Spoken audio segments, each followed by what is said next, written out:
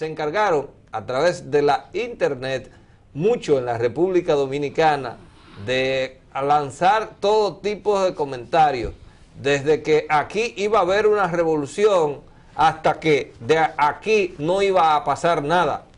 Y así nos hicieron pasar las primeras horas de la noche cuando prácticamente el país se guardó temprano por el temor y por los informes de seguridad que disponía el Estado Dominicano, que le señalaban que había gente con cabeza caliente que estaba incitando a actividades, entre otras subversivas, para hacer cambiar el proceso electoral emanado de las urnas el pasado domingo. Al final, la sensatez se impuso. El presidente Hipólito Mejía, o el expresidente Hipólito Mejía, hizo un discurso a la nación en el que, entre otras cosas, no aceptó los resultados de las votaciones emanadas en las urnas el domingo pasado, se comprometió a constituirse en líder opositor de la República Dominicana y además hizo fuertes críticas al proceso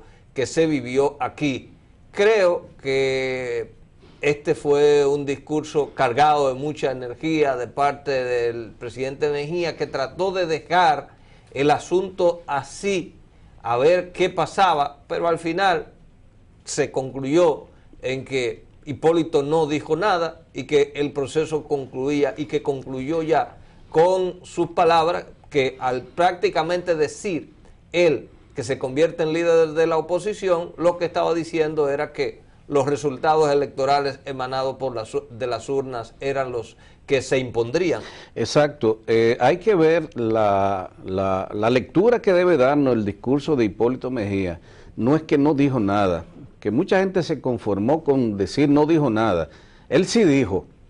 Él, para callar a sus propios compañeros, dijo que no acogía el resultado. Sin embargo, cuando habla de que asume la posición del liderazgo, de el ser el líder opositor del partido opositor, de la oposición en la República Dominicana, está implícitamente diciendo: señores, perdimos las elecciones, soy opositor, soy el líder de la oposición. Pero dijo más.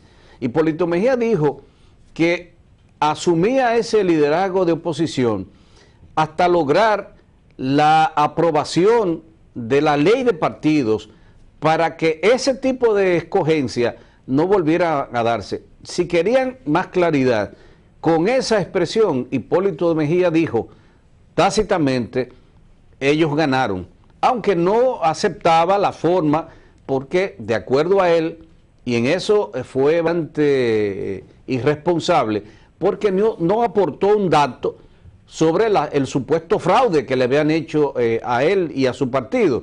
Debió establecer, si iba a alegar fraude, debió establecer los datos, los hechos que lo llevaban a asumir que había un fraude montado en su contra. No lo hizo. Por lo tanto, el discurso del fraude se le cayó.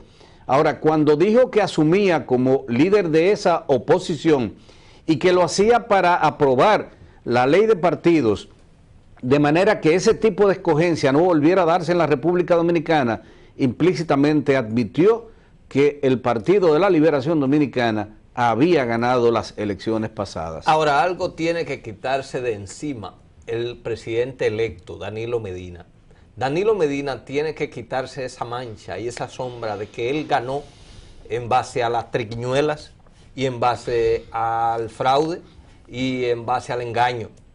Él tiene que quitarse de encima esa imagen que bien hicieron muchos de sus compañeros dentro del proceso electoral de la República Dominicana. Por lo pronto, habrá de bregar con ese desafío. Y además, el presidente electo tiene otras oportunidades para convertirse en un gran presidente, porque sus promesas de campaña fueron muy puntuales. Resulta que fue el único, Danilo Medina, que se pasó el proceso electoral anunciándole a las provincias de la República Dominicana lo que haría en ellas. Por ejemplo, en el caso de Santiago de los Caballeros, él habló de las zonas francas de aquí, de esta zona, y habló de la recuperación y de la creación de nuevos empleos. Esa promesa no puede ir al vacío. Igual habló de la construcción de un acueducto para resolverle el problema a los residentes de ahí, de Las Canelas, de Hato del Yaca y de esa zona del suroeste, del noroeste de Santiago. Pero igual hizo en Puerto Plata, igual hizo en La Vega, igual hizo en el sur de la República Dominicana, en Barahona, en Pedernales, donde fue a anunciar en campaña electoral Danilo Medina las promesas de las cosas que él haría, y se comprometió a hacer realidad el cumplimiento de la ley que establece el 4% del Producto Interno Bruto para la educación en la República Dominicana. Con esas promesas en su hombro, el nuevo presidente asumirá el día 16 de agosto, después que la Junta Central Electoral cumpla con su rol de declararlo ganador, porque a estas alturas la Junta Central Electoral ha actuado con irresponsabilidad al no declarar a Danilo Medina y a su compañera de fórmula como los ganadores del proceso, entregándole la certificación que lo declara como tal.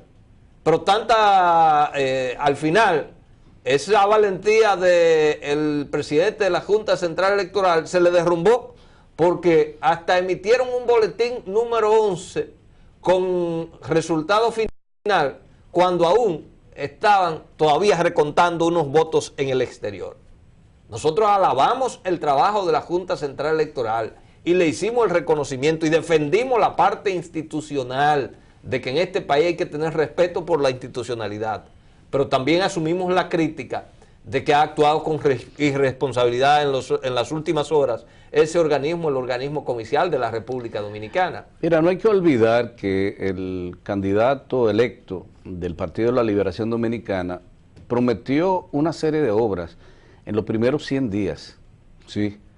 Él habló de los primeros 100 días de una gestión de Danilo Medina y prometió obras para esos primeros 100 días. Hay que ver, hay que esperar. Lo del presupuesto y el 4% tendrá que ser para el año 2013. Y es que recordemos que este presupuesto está comprometido. Mal podría Danilo Medina, sin tener ese presupuesto listo, pero además, sin saber los compromisos de ese presupuesto, plantearse en este mismo año 2012, a partir de agosto, establecer ese 4%. Tendrá que ser para el 2013, porque repetimos, este presupuesto ya está comprometido y no creemos nosotros que él pueda hacer absolutamente nada. No puede variar, tendría que ser una acción de las cámaras legislativas para variar de alguna manera el presupuesto, y no creemos nosotros que haya esa provisión de recursos o fondos para otorgarlo al 4% de ley, que es lo que establece la ley, que sin embargo ninguno de los gobiernos que hemos tenido hasta este momento ha respetado ese 4%. Se le ha demandado a Leonel Fernández, que ha bailado todos los sones, todas las guarachas y los boleros habidos y por haber, para evadir la utilización de ese 4% del Producto Interno Bruto hacia la educación. De todos modos, habrá que esperar, ver primero los llamados 100 días que se suele aquí en República Dominicana darle la tregua al presidente electo, a ver cuál sería el camino que tomaría. Él de todos modos ha dicho que tendría una serie de obras para los primeros 100 días, ojalá que así sea, y ojalá que las obras estén diseminadas por todo el país, que el resultado de las elecciones en las 14 provincias del Cibao Central debe ser un llamado de atención para el propio Danilo Medina.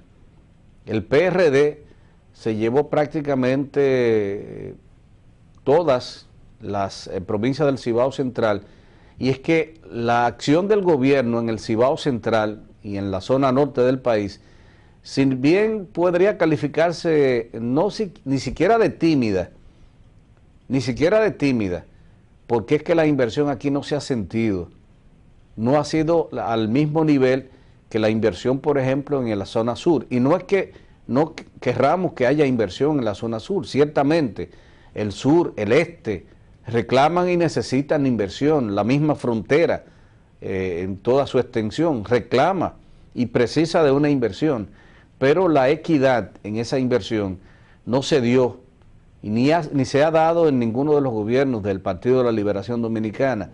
Hay una marginalidad, una marginación de la zona norte y del Cibao Central con gran parte de la inversión. No vayamos a hacer alaraca de la gran inversión que se ha hecho en el país y cuantas cosas, porque en eso los PLDistas son fenómenos. Empiezan a sacar datos y numeritos y cuantas cosas y nos hacen creer que ciertamente ha habido la inversión. Pero cuando te vas al terreno, cuando te vas al área operativa, ciertamente la inversión no tiene ningún sentido, digamos, midiéndolo con otras inversiones en otros puntos y en otras áreas del país. Además, hay una gran cantidad de comunidades, de bares, donde las demandas viejas, insatisfechas, están ahí esperando. Y eso es lo que hay que atender, eso es lo que pequeñas atender. Obras. Pequeñas obras.